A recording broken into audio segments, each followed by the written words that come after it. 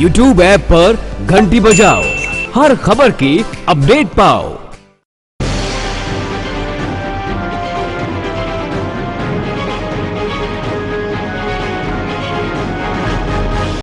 सिवान के घूरघाट में भावी मुखिया प्रत्याशी शैलेश तिवारी का दावा इस बार काफी मजबूत है। शैलेश तिवारी ने एक एक्सक्लूसिव इंटरव्यू में बताया कि हमारे पंचायत में 5 वर्षों में सभी सरकारी योजनाओं में जमकर धांधली हुई है। साथ ही वर्तमान जनप्रतिनिधि के संरक्षण में शराब का धंधा भी काफी जोरों पर है। इस बार जनता सजग है और परिवर्तन भी तय है। देखिए ये विशेष खबर। विगत 5 साल पहले सुशीला देवी जी, शैलेश तिवारी जी हमारे साथ हैं, उनके पति इस बार भी ये भावी प्रत्याशी हैं, यहाँ से चुनाव लड़ रहे हैं। सबसे पहले जान लेते हैं कि पिछला जो 5 साल का कार्यकाल था इनका कैसा था और जिस जनता ने, यहाँ की जनता ने 5 साल का कार्यकाल दूसरे को दिया, वो कार्यकाल कैसा रहा। सबसे पहले कि क्या कहेंगे, इस बार चुनाव आ गया है, आपके सर पे है चुनाव, चुनाव में क्या होने जा रहा है? चुनाव में तो जनता मालिक होती है, हमारा डेमोक्रेसी है और हमको हर हाल में इस चीज़ को हमें आगे बढ़ाना है। और जनता यहाँ बदलाव के मूड में है, बदलाव चाहती है और निश्चित रूप से यहाँ बदलाव होगा और जनता पुनः एक बार हमें फिर हमारी मान्यता देगी, अवसर देगी। आपकी पत्नी 5 साल पहले यहाँ से चुनाव लड़ रही थी, तो 5 साल पहले वो यहाँ से मुखिया थी। 5 साल पहले आप एक प्रतिनिधि के तौर पे पूरे पंचायत का कार्यभार संभाले हुए थे। वजह क्या रही कि पिछले चुनाव में आपको हारना पड़ा और इस बार क्या मूड बना है? बिल्कुल जातीय उन्माद फैलाया गया, चूंकि यहाँ से परंपरा से ब्राह्मण परिवार से लोग मुखिया होते आते रहे। इसी को जनता में गलत भावनाएं भड़काई गई इसके खिलाफ कि ये पंडित जी लोग ही क्यों मुखिया होते हैं, जरा इस बार परिवर्तन करके दूसरे वर्ग को सहूलियत दी जाए। हालांकि बात वहीं हुई, वो भी उसी वर्ग से आते हैं जो वर्तमान मुखिया हैं और मनसा तो सारे जनता का चकनाचूर हो गया है। यहाँ 98% जनता अपने जनप्रतिनिधि से उदासीन है और बदलने के मूड में है। 5 साल से जो सुनील मिश्रा यहाँ से मुखिया बने हुए हैं, जो 7 निश्चय योजना की बात की जाए, नल जल की बात की जाए, वो कार्य कैसा देखते हैं? बिल्कुल, नल जल योजना भ्रष्टाचार की भेंट चढ़ गई है। इसमें हमको लगता है कि 45% भी जो भी प्रायोजित राशि, अनुमोदित राशि, प्राक्कलन राशि जो सरकार की है 14 या 15 लाख रुपया पर वार्ड पर, जैसा हमको जानकारी मिली है, तो उसमें से समझ लीजिए कि 50% भी काम नहीं हुआ है। और घटिया जल नल योजना का जो पाइप है वो घटिया किस्म का लगा है। आम शिकायत है कि वो फट जाता है और सही समय पर उसका रिपेयरिंग नहीं होता है। नाली जो बनी है और जो जलनल का जो पाइप बिछा है, दोनों पास होने से दोनों का पानी मिक्स करता है और घातक से घातक बीमारी होने की संभावना जनता को बढ़ गई है। योजना हमारी बहुत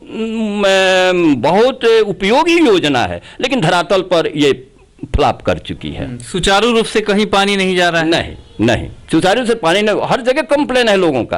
अभी रामपुर गांव में हम कल देखे मशीन वहां खराब हो गया है, वहां जेलर का मठिया में भी वही स्थिति है। मोरवन से हमको कंप्लेन मिला कि अभी पानी नहीं चल रहा है। हम तो हमेशा लोगों के कांटेक्ट में रहते हैं, कभी बैठते नहीं है। यह मेरा रेगुलर का एक एजेंडा है कि 2 घंटा सुबह, 3 घंटा शाम को मैं लोगों के बीच में रहता हूं। मैं हारूं या जीतूं, लोगों की सेवा हमारा मकसद है और मैं उस रूप में अपने आप को। आपको लगता है कि यहाँ के मुखिया द्वारा जो 5 साल के कार्यों का ढिढोरा पीटा जाता है, उसकी वास्तविकता कुछ और है, सिर्फ हवा बनाया जाता है? बिल्कुल ऐसी बात है। मुखिया के कार्यकाल में एक विकास हुआ है यहाँ और वो हमें स्वीकार करना होगा। और वो विकास है कि हर वार्ड में, घूरघाट पंचायत का हर वार्ड में शराब की बिक्री को बढ़ावा दिया गया है और उनके जितने भी लोग हैं या तो कहीं दलाली में लगे हुए हैं और नहीं तो शराब के व्यापार में लगे हुए हैं।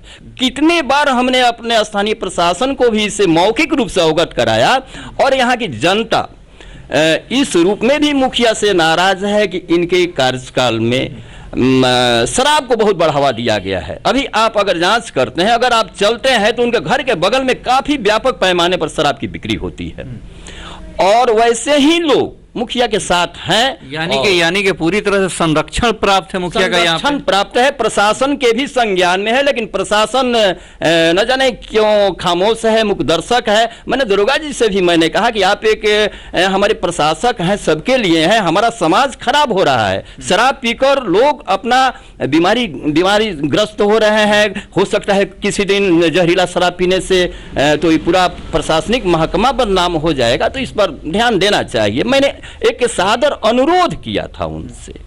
सड़कों की स्थिति के बारे में क्या कहेंगे, इसलिए कि आपके यहाँ कई वार्ड ऐसे हैं जहाँ सड़कों की स्थिति काफी जर्जर है, नाले की समस्या है, पानी सड़क पे आ जाता है। बिल्कुल, सबसे बड़ी जो समस्या है हमारे मुरवन गांव, हमारे पंचायत में एक मुरवन गांव है, और वहाँ तो मैंने समझ लिया आधारभूत ढांचा हमारा बिल्कुल लड़खड़ाया हुआ है।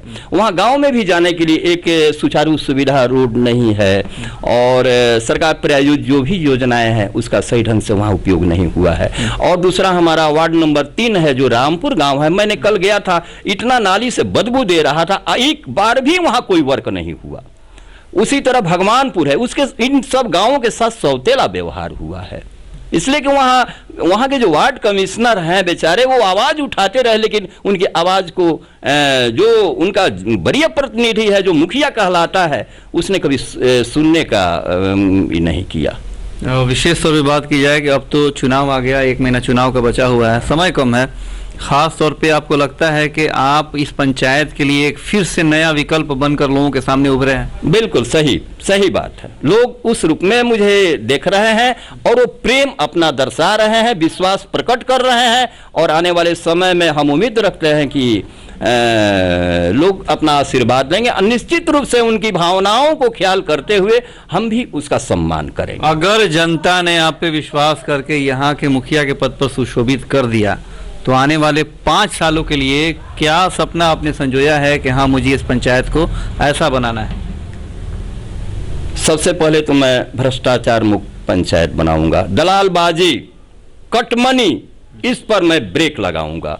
हमारा इंदिरा आवास को जो महकमा अभी तो आचार संहिता लगने वाला है, समय कम है, अभी भी दलालों द्वारा इंदिरा आवास का फॉर्म लेकर घूमा जा रहा है कि मुखिया जी चुनाव होते तुम्हारा इंदिरा आवास मंगवा दिया जाएगा। मतलब दिग्भ्रमित किया जा रहा है। जिस तरह बैकवर्ड फॉरवर्ड के नाम पर मुझे यहाँ की जनता को गुमराह करके मुझे पराजित किया गया, पुनः इस बार भी उसी तरह का सिचुएशन क्रिएट करने की कोशिश की जा रही है, लेकिन जनता इस बहुरूपियों को पहचान रही है और आने वाले समय में अपने शब्दों में इसका स्वागत करेगी।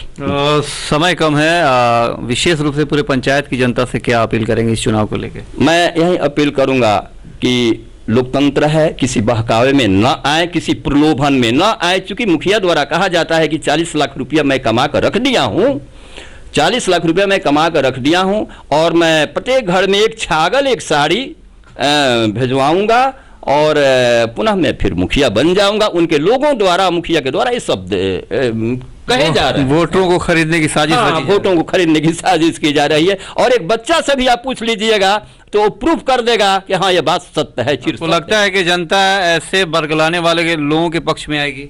जी नहीं, हमें तो उम्मीद नहीं है, क्योंकि जनता समझ चुकी है, और जो प्यार जो हमसे पा चुकी है उसकी अभिलाषा पुनः वो मेरे रूप में रखती है। चलिए, ये थे शैलेश तिवारी जी। उम्मीद है कि जनता इस बात को समझेगी, और जिस भ्रष्टाचार से 5 साल ये पंचायत गुजरा, आने वाले दिनों में ऐसा दौर दोबारा नहीं आए। जनता को समझना पड़ेगा, और वाकई विकसित पंचायत चाहिए तो सोच समझकर एक विकल्प के रूप में, जिस तरह शैलेश तिवारी जी अब सामने आए हैं लोगों के, इस बात को समझे और इन्हें पुनः विजयी बनाएं, ताकि पूरे पंचायत एक बेहतर विकसित पंचायत बन सके। अपने सहयोगी चंदन महेश के साथ Asrar Hussain Raja, City News Channel, Ghurghat, Siwan.